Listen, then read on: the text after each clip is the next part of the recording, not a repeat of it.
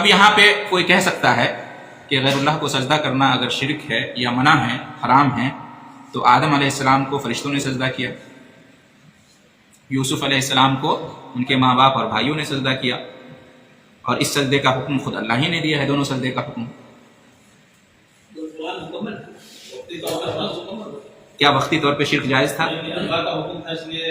کیا اللہ تعالیٰ شرک کا حکم دے سکتا ہے؟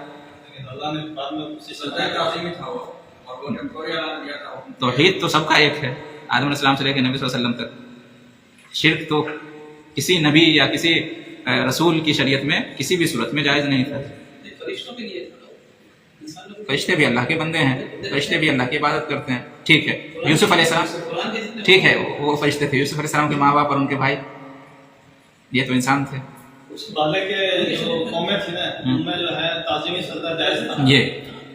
یہ صحیح جواب ہوا۔ وہ جو سجدہ تھا سجدہ عبادت نہیں تھا، بلکہ سجدہ تعظیمی تھا، یا سجدہ سلام کہہ لیں، سلام کرنے کا، کسی کا استقبال کرنے کا، کسی کو ویلکم کرنے کا ایک طریقہ تھا، سمجھ گئے نا؟ آدم علیہ السلام کو اللہ نے بنایا، تیار کیا، تو اس کا ویلکم کرنے کے لیے، خوش آمدید کہنے کے لیے، استقبال کرنے کے لیے، سلام کرنے کے لیے اہل علم کہتے ہیں کہ یہ ایک طریقہ بتایا گیا، ٹھیک ہے۔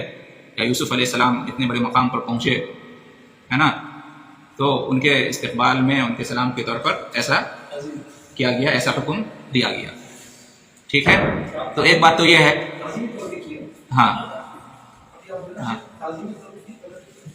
تعظیم مطلب وہ تعظیم عبادت نہیں، ایک ہوتی ہے مطلب ہم ایک دوسرے کی تعظیم کرتے ہیں نا، ایک دوسرے کا احترام کرنا، ایک دوسرے کا رسپیکٹ کرنا، تو یہ رسپیکٹ جائز ہے۔ ایک ہوتا ہے رسپیکٹ عبادت سمجھ کے کرنا، عبادت کے طور پر کرنا، تو وہ جائز نہیں ہے۔ تو ان کا جو ان کا ہاں، تو ابھی بات آ رہی ہے، ابھی بات آ رہی ہے، ٹھیک ہے۔ تو سجدہ عبادت ہو تو اس میں کوئی یہ نہیں، شک نہیں کہ یہ کیا ہے، یہ شرک ہوگا۔ غیر اللہ کے لیے اگر سجدہ عبادت ہو تو یہ کیا ہو جائے گا، شرک ہو جائے گا۔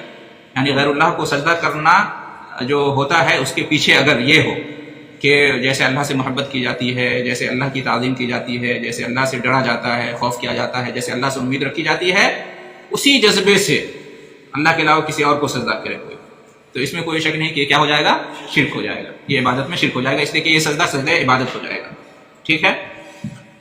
رہا سجدہ تعظیمی، تو جیسے کہ اہل علم نے کہا ہے کہ وہی آدم علیہ السلام کو جو سجدہ کیا فرشتوں نے، اور یوسف علیہ السلام کو جو سجدہ کیا ان کے ماں باپ نے اور ان کے بھائیوں نے، تو یہ سجدہ تعظیمی ہے۔ اور یہ سجدہ تعظیمی پچھلی امتوں میں جائز تھا، اس امت میں یہ بھی جائز نہیں ہے، اس امت میں سجدہ تعظیمی بھی جائز نہیں ہے۔ سجدہ عبادت تو خیر شرک ہے، اور یہ سجدہ تعظیمی بھی رسپیکٹ کے طور پر کسی کو سجدہ کرنا، سلام کے طور پر کسی کو سجدہ کرنا، یا ویلکم کے طور پر کسی کو سجدہ کرنا، یہ بھی جائز نہیں ہے اسلام کے۔ پچھلی شریعت میں جائز رہا ہوگا، لیکن اس شریعت میں جائز نہیں ہے۔ کیا دلیل ہے اس کی کہ اس شریعت میں جائز نہیں ہے؟ بہت ساری دلیلیں ہیں۔ ایک دلیل جو میں آپ کے سامنے پیش کر رہا ہوں، حضرت معاذ رضی اللہ تعالیٰ عنہ شام سے واپس آئے تو نبی کریم صلی اللہ علیہ وسلم کو سجدہ کرنے لگے، ٹھیک ہے۔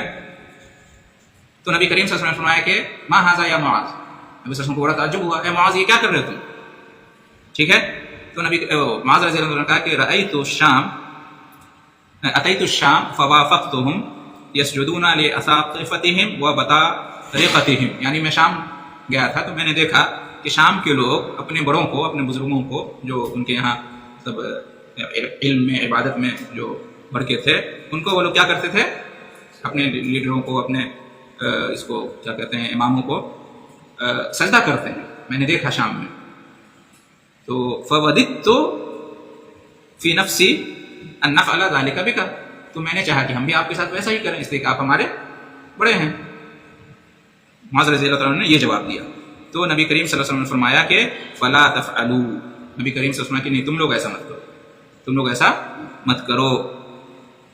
اور اس کے بعد اسی وقت نبی کریم صلی اللہ علیہ وسلم نے یہ حدیث فرمائی تھی کہ لو كنت آمرا احدا ان يسجد لغیر اللہ لا امرت المرأة ان تسجد لزوجها، اگر میں کسی کو حکم دیتا کہ وہ کسی کو سجدہ کرے، اللہ کے علاوہ کسی کو سجدہ کرے، تو میں عورت کو حکم دیتا کہ وہ اپنے شوہر کو سجدہ کرے۔ شوہر کا اتنا بڑا حق ہے کہ اگر غیر اللہ کے لیے سجدہ کرنا جائز ہوتا تو عورت کو میں حکم دیتا کہ وہ اپنے شوہر کو سجدہ کرے. تو اس حدیث سے معلوم ہوا کہ اس امت میں کسی طور سے غیر اللہ کے لیے سجدہ کرنا جائز نہیں ہے. کسی طور سے جتنا بھی بڑا آدمی ہو اور اس کا جتنا بھی بڑا حق ہو وہ اس قابل نہیں کہ اس کو سجدہ کیا جائے، نہ سجدہ عبادت اور نہ سجدہ تعظیمی. اس لیے کہ عورت کے اوپر سب سے بڑا حق کس کا ہے؟ اس کے شوہر کا ہے. یعنی اگر شادی ہو گئی عورت کی تو ماں باپ سے بھی زیادہ کہتے ہیں اس کے شوہر کا حق ہے اس کو. تو جب ایک شوہر کے لیے عورت سجدہ نہیں کر سکتی تو پھر کوئی اور کسی اور کے لیے سجدہ نہیں کر سکتا سوائے اللہ.